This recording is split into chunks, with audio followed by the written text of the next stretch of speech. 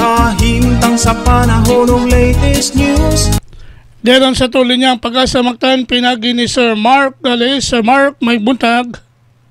May buntag, Sir Ariel, o sa itong mga suging tigpaminaw, kinitong latest update, bahin sa kahimtang sa itong panahon, karong adlaw. Aduna tayo nakita na po na usa ka low pressure area kung LPA, and sa 3 AM dinimutang around 1,030 kilometers east-northeast diha sa may extreme northern Luzon. Kining maong LPA wala na si direct effect sa bisan asang bahin sa nasod, and wala to nakita na makaapekto pa ni diri sa ato ang dapit sa mosunod pang mga adlaw. And para karong adlaw, ang southwest monsoon pa tayo nakaapekto sa may extreme northern Luzon. Diri sa Kabisayaan, kita makasinatita ning init ka panahon sa labi ang adlaw pa na nagyapon mga tsansa sa mga lumalabay o mga patak-patak na mga pag-uwan, pagpanugdog kilat, gumikan na lamang aning mga localized thunderstorms.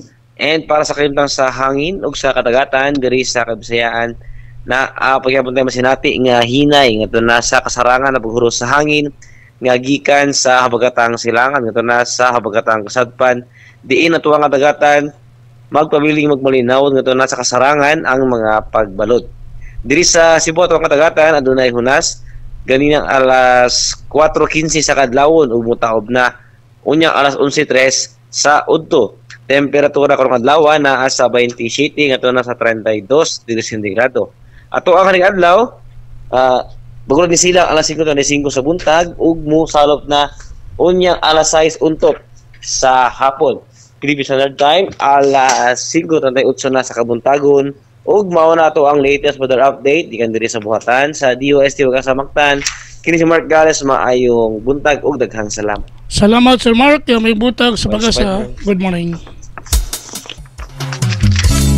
Inyo gadabati si Sir Mark Gales, ang atong weather specialist gikan sa Pag-asa Mactan, naghatod sa tong dagan sa kahimtang sa panahon ining adlaw Martes, Agosto 22, 2024. Salamat sa Pag-asa Mactan og mayong buntag kaninyong tanan. Kahimtang sa panahon ng latest news, balita gikan sa TV stations, may pangukauban kang kubra in action. Panautak o paminaw sa'yo sa kabuntagon.